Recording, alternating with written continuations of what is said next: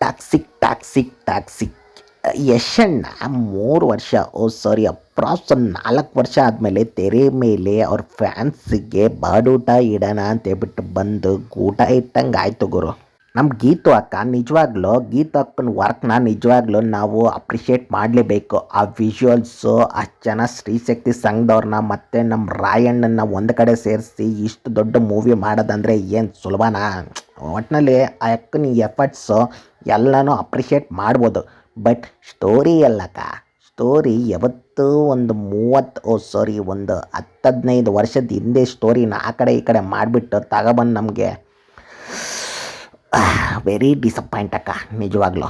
ಇನ್ನು ಇನ್ಡೆಪ್ತ್ ರಿವ್ಯೂಗೆ ಹೋದರೆ ನಮ್ಮ ನಯನಕ್ಕ ಮತ್ತು ರಾಯಣ್ಣ ಇಬ್ಬರು ಅಕ್ಕ ತಮ್ಮ ಇವರು ಬ್ರಿಟಿಷರು ಅರ್ಧಂಬರ್ಧ ಫ್ರೀಡಮ್ ಕೊಟ್ಟು ಗೋವಾದಲ್ಲಿ ಇನ್ನೂ ಟಾರ್ಚರ್ ಕೊಡೋ ಟೈಮಲ್ಲಿ ಇವರಿಬ್ರು ಹೋಗಿ ಏನು ಕಿತ್ತು ದಬಾಕಿದ್ರು ಅನ್ನೋದೇ ಸ್ಟೋರಿ ಗುರು. ಮೈನಾಗೆ ನನಗೆ ಸಖತ್ ವರ್ಕೌಟ್ ಆಗಿದ್ದೇನೆಂದರೆ ಕಿಯಾರಾ ಅಡ್ವಾಣಿ ಮತ್ತು ರಾಯ ಮಧ್ಯೆ ಇರೋ ಸೀನ್ ಗುರು. ನಿಜವಾಗ್ಲೂ ವೆರಿ ಎಂಗೇಜಿಂಗು. ನಮ್ಮ ಗೀತು ಅಕ್ಕ ತುಂಬ ಜನ ಸ್ತ್ರೀಶಕ್ತಿ ಸಂಘದವ್ರನ್ನ ಕೈ ಬಿಟ್ಬಿಟ್ಟು ಕಿಯಾರಾ ಅಕ್ಕನ್ನ ಕೈ ಹಿಡ್ಕೊಂಡು ತುಂಬ ಶ್ರದ್ಧೆಯಿಂದ ಆ ಕ್ಯಾರೆಕ್ಟರ್ನ ಬರ್ದವಳೆ ಅಂತ ಕ್ಲಿಯರಾಗಿ ಗೊತ್ತಾಗ್ಬಿಡ್ತು ಗುರು. ಮೂವಿಯಲ್ಲಿ ಅಲ್ಪ ಸ್ವಲ್ಪ ಯಾರ್ದನ್ನ ಒಳ್ಳೆ ಕ್ಯಾರೆಕ್ಟರು ಮತ್ತು ಆ್ಯಕ್ಟಿಂಗ್ ನೋಡಿದೆ ಅಂದರೆ ಅದು ನಮ್ಮ ಕಿಯಾರಾ ಅಕ್ಕಂದು ಮಾತ್ರ ಗುರು.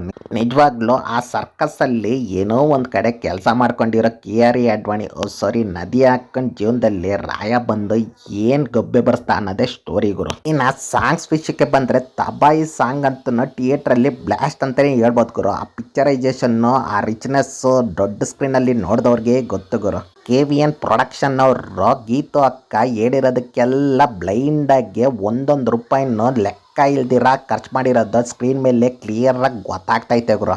ಫಸ್ಟ್ ಹಾಫ್ ತುಂಬ ಎಂಗೇಜಿಂಗಾಗಿ ಹೋದ್ರೂ ರನ್ ಟೈಮ್ ತುಂಬ ಇರೋದ್ರಿಂದ ಕೆಲವೊಂದು ಕಡೆ ಫ್ಲ್ಯಾಟ್ ಆಗಿಬಿಡುತ್ತೆ ಗುರು. ಪ್ರೀ ಇಂಟರ್ವೆಲ್ಲಿಂದ ಇಂಟರ್ವೆಲ್ಗೆ ಸೈಕಾಗೈತೆ. ಸೆಕೆಂಡ್ ಹಾಫು ಸ್ವಲ್ಪ ಫ್ಲ್ಯಾಟಾಗಿ ಸ್ಟಾರ್ಟ್ ಮಾಡಿದ್ರು ಹೋಗ್ತಾ ಚೆನ್ನಾಗೈತೆ ಗುರು. ಕ್ಲೈಮ್ಯಾಕ್ಸ್ ಟ್ವಿಸ್ಟ್ ಅಂತೂ ಸೈಕಾಗೈತೆ, ಬಟ್ ಅಷ್ಟೊಂದು ಕನ್ವಿನ್ಸಿಂಗಾಗಿ ಅನಿಸಿಲ್ಲ ಗುರು ನಮಗೆ. ಈ ನಮ್ಮ ಮೂವಿ ರೇಟೆಡ್ ಆದ್ದರಿಂದ ಕೆಲವೊಂದು ಇಂಟಿಮೇಟ್ ಸೀನು, ಕೆಲವೊಂದು ಬ್ಯಾಡ್ ಲ್ಯಾಂಗ್ವೇಜು ಹೆವಿ ಐತೆ ಗುರು. ಫ್ಯಾಮಿಲಿ ಆಡಿಯನ್ಸು ಸ್ವಲ್ಪ ಮೂವಿನ ಅವಾಯ್ಡ್ ಮಾಡಿದ್ರೆ ಒಳ್ಳೆಯದು. ಬಟ್ ಫ್ರೆಂಡ್ಸ್ ಜೊತೆ ಹೋದರೆ ಮಾತ್ರ ಸಖತ್ತಾಗಿ ಎಂಜಾಯ್ ಮಾಡ್ತೀರಾ.